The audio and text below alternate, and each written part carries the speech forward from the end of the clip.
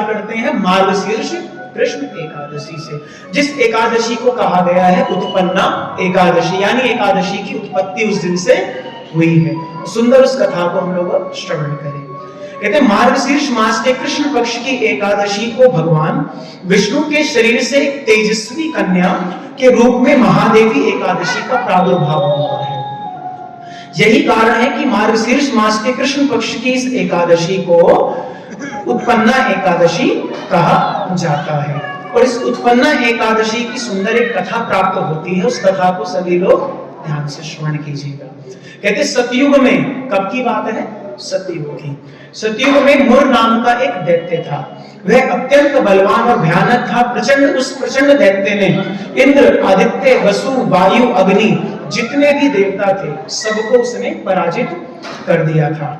कहते हैं कि तब इंद्र आदि जितने भी देवता थे तब शिवजी से अपने दुख को कहा कि प्रभु बड़ा दुख है, ये तो जब से मुर नाम के दैत्य आया इसने तो भैया स्वर्ग पे अपना आधिपत्य जमा लिया है और जिधर देखो भैया वो हमें ढूंढता फिरता है मारने के लिए। तब भगवान शिव ने उनसे कहा, हे देवेंद्र, कहते तीनों लोगों के स्वामी, भक्तों का दुख नाश करने वाले भगवान विष्णु की शरण में तुम चले जाओ, वो तुम्हारे सारे दुखों का नाश करने वाले हैं। शिव जी के ऐसे वचन सुनकर के इंद्र आदि जितने भी देवता है वो कहां पहुंच गए? क्षीर सागर। भगवान कहां निवास करते हैं? क्षीर सागर में शेष शैया के ऊपर नारायण भगवान विराजमान रहते हैं। कहते हैं वहां भगवान को शयन करते हुए देखकर इंद्र आदि सभी देवता हाथ जोड़कर उनकी स्तुति करने लगे। कहते हे देवताओं द्वारा स्तुति करने योग्य प्रभु, आपको बारंबार नमस्कार है। अब एक बात यह थोड़ी सी समझने की है, भगवान जो है ना हमारे स्तुति प्रिय है। भगवान के पास जब कोई भी जाता है, देवी देवता कोई भी जाता है, तो वो जाकर के वहां उनकी स्तुति प्रशंसा करता है कि प्रभु आप ही हमारे तारनहार हो, आप ही सब कुछ करने वाले हो, आप ही हमारी रक्षा करो। तो वहां पर सभी देवताओं ने जा जाकर क्या किया? वहां पर भगवान से अपनी रक्षा की प्रार्थना करी। तो जब भगवान ने उनके ये वचन सुन लिए, कहते हैं देवताओं के ऐसे करुणामयी वचन सुनकर भगवान विष्णु कहने लगे, देवताओं ऐसा मायावी दैत्य कौन है जिसने सब देवताओं को अपने अधीन कर लिया है, जीत लिया है? उसका नाम क्या है? उसमें ऐसा कितना बल है? वो किसके आश्रय है? वो कहां रहता है? ये सब प्रश्न भगवान ने पूछे। जानते सब हैं लेकिन देवताओं से फिर भी पूछ रहे हैं। कहते हैं ये सब मुझे बताओ।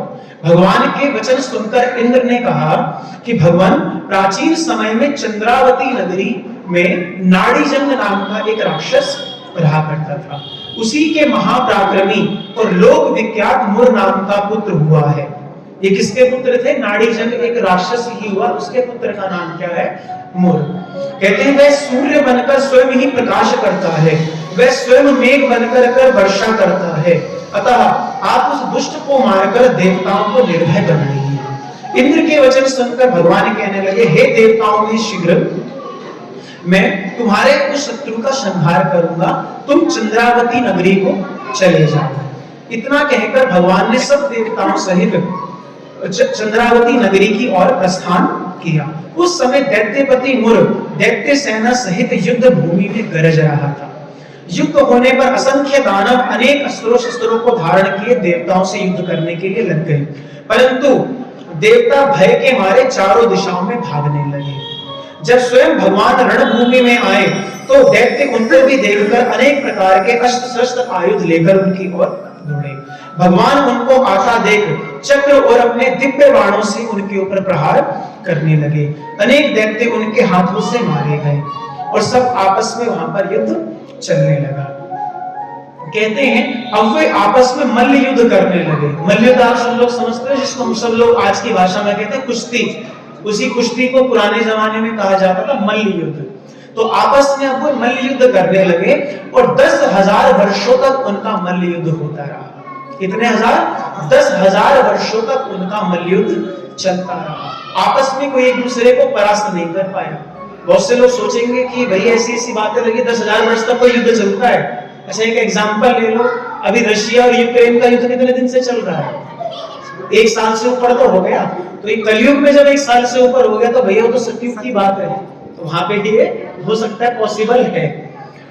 तो 10,000 वर्षों तक वह उनका युद्ध चलता रहा, परंतु वह दैत्य भगवान से पराजित नहीं हुआ। तो भगवान विष्णु युद्ध से थक कर क्या हुआ, बद्रिक आश्रम यानी बद्रीनाथ को चले गए।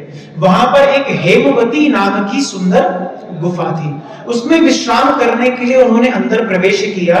यह गुफा कितनी 12 योजन लंबी थी और उसका एक ही द्वार था। 12 योजन लंबी गुफा का केवल एक द्वार था और कोई द्वार उसका नहीं था। कहते हैं विष्णु भगवान वहां जाकर निद्रा यानी सो गए को करने लगे। कहते हैं वह दैत्य उनको सोया हुआ देखकर मारने के लिए उद्यत हुआ वहां पर गया। वह अभी मारने का प्रयत्न कर ही रहा था कि उनके शरीर से एक अत्यंत सुंदर प्रभावशाली कन्या अस्त्र शस्त्र धारण किए उत्पन्न हो गई और दैत्य के सामने आकर उनसे युद्ध करने लगी। वह दैत्य उस बलवान कन्या को देखकर आश्चर्यचकित होकर उसके साथ युद्ध करने लगा। उस महादेवी ने उस बलवान दैत्य के रथ को चूर-चूर कर दिया तथा उसके अस्त्र शस्त्रों को काटकर टुकड़े कर दिए। तब वह दैत्य महान क्रोध करके मल्लयुद्ध करने लगा, परंतु देवी ने उसको धक्का देकर और उसको मार करके, मरा नहीं केवल मूर्छित कर दिया, मतलब बेहोश हो गया। जब वह दैत्य मूर्छा से जागा तो उस देवी ने उसका सिर काट डाला, उसका धड़ अलग कर दिया। इस प्रकार वह दैत्य तो पृथ्वी पर गिरकर मृत्यु को प्राप्त हुआ और बाकी दैत्य डर के मारे पाताल लोक में भाग गए। जब भगवान विष्णु की निद्रा टूटी तो उन्होंने उस मूर्ख दैत्य के कटे सिर व दोनों हाथ को जोड़कर एक खड़ी हुई कन्या को देखा भैया सिर कटा पड़ा है और एक कन्या खड़ी हुई है। भगवान को तो सो गए थे, उनको पता नहीं कौन उत्पन्न हुआ है। कहते हैं उन्होंने कन्या को देखा, तब भगवान ने उस कन्या से पूछने लगे, हे देवी, जिस दैत्य से इंद्रादि सब देवता भयभीत होकर स्वर्ग छोड़कर भाग गए थे उसको किसने मारा है? वह कन्या कहने लगी, भगवान जब आप निद्रा में थे तब यह दैत्य आपको मारने के लिए आया। उस समय आपकी योग माया द्वारा आपके शरीर से उत्पन्न होकर मैंने इस दैत्य को मारा है। यहाँ एक बात समझने की है, जब भगवान निद्रा करते हैं उस समय भी जो उनकी योग माया है वो जगी रहती है। ये नहीं कि भगवान निद्रा में तो योग माया भी सो गई। योग माया का काम क्या है? भगवान निद्रा में है, जब समय पूरा हो जाए तो भगवान को जगाने का काम वह जो उनकी माया है वही करती है। कहते हैं कि इस दैत्य को मार गिराया। यह सुनकर भगवान कहने लगे, हे देवी, तुमने देवताओं के भय को दूर करने वाला बहुत बड़ा कार्य किया है, अतः तुम अपनी इच्छा अनुसार वर मांगो, तुम क्या वरदान चाहती हो? तब वह देवी बोली, हे भगवान, यदि आप मुझको वरदान देना चाहते हो तो ये वरदान दीजिए कि जो कोई मेरा व्रत करे उसके सारे पाप नष्ट हो जाए और अंत में वह मोक्ष को प्राप्त हो।